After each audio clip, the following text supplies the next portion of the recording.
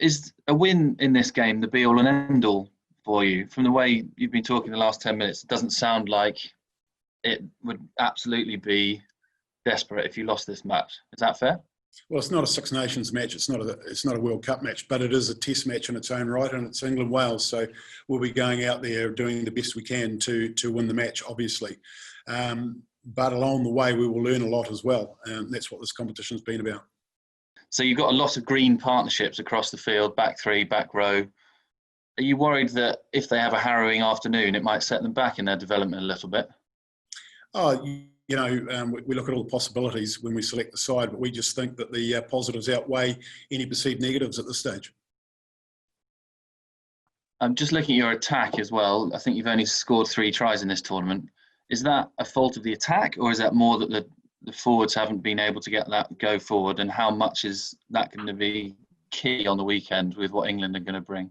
Look, I think in the coaching group, you get the same answer from any of the coaches. I think we have needed to improve in all areas.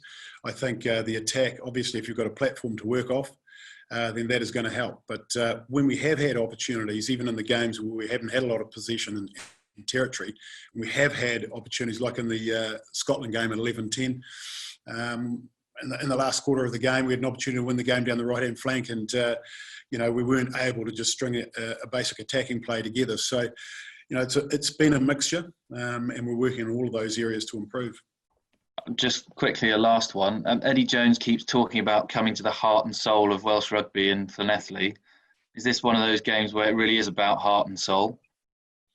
Well, we'll certainly be looking for a big performance. We'll certainly be looking for, a lot of heart, obviously, and we should be getting that every time we pull a jersey on. But England-Wales, I suggest that the boys will be up for this match, and I expect them to be very, very physical and enjoy the process. With the 60 split that England have gone for on the bench, did you ever consider anything similar during the week? We're out of forwards. So in an ideal world, might you have gone down that route? We literally, with COVID and what we're doing, the last man standing in the loose forwards pretty much. But no, look, all jokes aside, no, we didn't look at a 6-2 split. And with the two young flankers, with Shane and with Jim, are the benefits of a game like this just enormous for them, given they're right at the start of their careers, and it's a massive challenge, but they'll learn so much from it? Yeah, I totally agree with that comment. If we felt that they weren't ready, we wouldn't have put them out there. Even, we talk about the injuries in the loose forwards, but these boys have worked very, very hard and been very impressive in training. You've seen Shane go up against the Irish and the Scottish, and I think he put in 2 very good displays. He's a physical young man. I think we're going to need a lot of that on the weekend. And in terms of Jim Botham, you saw his performance in the Georgian game, first up for a young guy that had only been in for 1 week at that point, preparing for that test match. So, I think both those guys, we're confident to put them out there, and we're really excited to see how they go. What did you like about Johnny Williams last week, and what are the reasons behind keeping him in the side for England?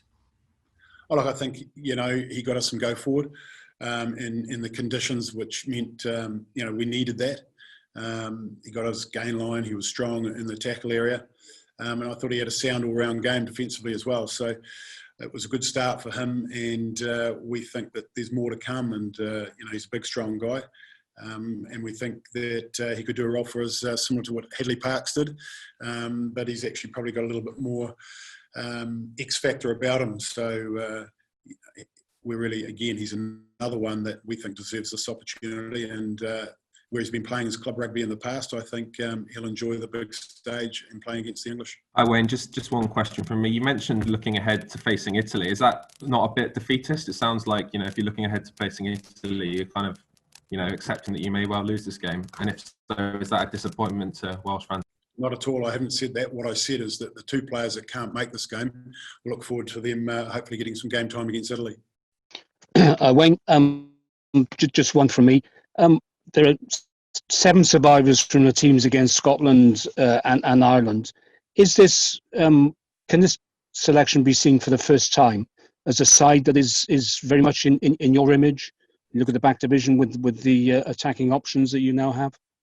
Well, I think you're seeing a few players getting opportunities. I think there is a combination of Jonathan Davies' injury, but in most positions, and George with his lack of game time, going back down to club footy to get a couple of games under his belt, I think you're seeing opportunities now for these young guys, and it's now up to them to take those opportunities. I think they've made a reasonable start.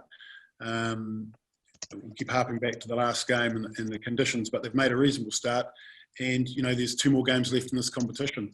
We'll ask questions in these 2 games of these players, and we'll get some answers. And then, you know, we'll show our hand, obviously. Six Nations is not about opportunities at that point. It's going to be about who's got form at the time and who deserves to wear the jersey.